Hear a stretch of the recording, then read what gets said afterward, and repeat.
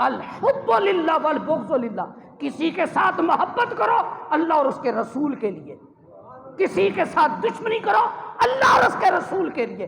ذاتی دشمنیاں، یہ پارٹی کی دشمنیاں یہ ختم ہیں، کسی کے ساتھ محبت بھی ہے اللہ اور اس کے رسول کے لیے، اس لیے کہ یار یہ مصطفیٰ سے محبت کرنے والا ہے، یہ حضور کے دین سے محبت کرنے والا ہے، یہ نبی کے دین کا خادم ہے۔ تو بہرحال بات کہاں سے کہاں چلی گئی، میں پھر واپس آتا ہوں۔ میرے آقا کریم نے فرمایا قیامت کا دن ہوگا، ایک میری امت کے شخص کو لایا جائے گا۔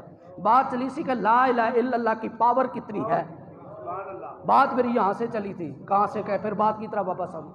آقا کریم نے فرمایا قیامت کا دن ہوگا، ایک بندے کو لے گا، اس کے 99 گناہوں کے دفتر کھولے جائیں گے اور ہر دفتر تا حد نگاہ وسیع ہوگا۔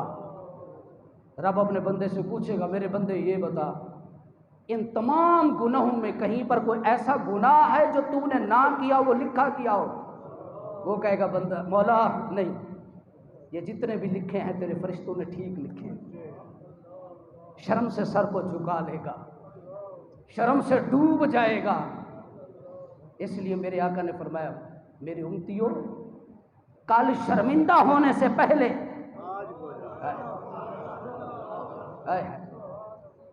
میرے آقا نے فرمایا موتو قبل ان تموتو، اے بندے مرنے سے پہلے مر جا، حساب ہونے سے پہلے اپنا محاسبہ کر لے، کل جو اللہ کے سامنے شرمندہ ہونا ہے۔ آج ایک شاگرد کلاس کے سامنے استاد سے شرمندہ ہونے سے ڈرتا ہے، ایک بیٹا رات کو گھر میں باپ کے سامنے شرمندہ ہونے سے ڈرتا ہے، اپنے کام کو پورا کرتا ہے۔ کل ہم رب کو کیا منہ دکھائیں گے؟ رب نے پوچھا تو نے نمازیں پڑھی تھی، کیا جواب دیں؟ ہم جمعے کی نماز پڑھتے تھے، یا ہم صرف فجر کی نماز پڑھتے تھے، یا ہم صرف 2 نمازیں پڑھتے تھے؟ کیا رب کو منہ دکھائیں گے؟ کل حضور کو کیا منہ دکھائیں گے؟ ہم حضور کی غلامی کے دعوے کرتے ہیں، حضور کی محبت کے نعرے لگاتے ہیں۔ کل رسول نے پوچھا بتا تو نے کتنی نمازیں پڑھی تھی؟ ادھر کوئی پھر جب مصطفیٰ کی جب بارگاہ میں کھڑے ہو گئے مجھے بتاؤ کون چھڑائے گا؟ خدا را اپنے آپ کو سنبھالو، نماز کی پابندی کرو، اپنی اولادوں کو نمازی بناؤ۔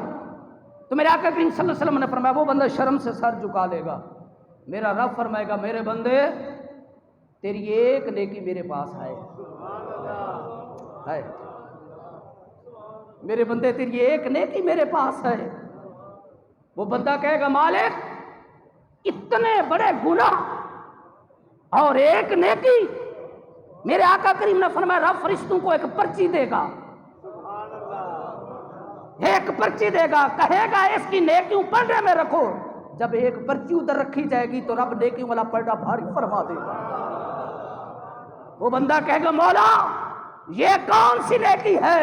میرا رب فرمائے گا میرے بندے جو تو خلوص دل کے ساتھ دنیا میں بیٹھ کے لا الہ الا اللہ پڑھتا تھا، لا الہ الا اللہ پڑھتا تھا، یہ لا الہ الا اللہ کی پاور ہے کہ آج اس کلمے نے تجھے گناہوں سے اور تجھے جہنم سے بچا لیا۔ میرے آقا کریم صلی اللہ علیہ وسلم نے فرمایا اس لیے ان دنوں میں لا الہ الا اللہ کی کثرت کیا کرو، اور دوسرا میرے آقا نے فرمایا اللہ اکبر کی کثرت کیا کرو، کیونکہ ان 10 دنوں میں اللہ ایک نیکی کا اجر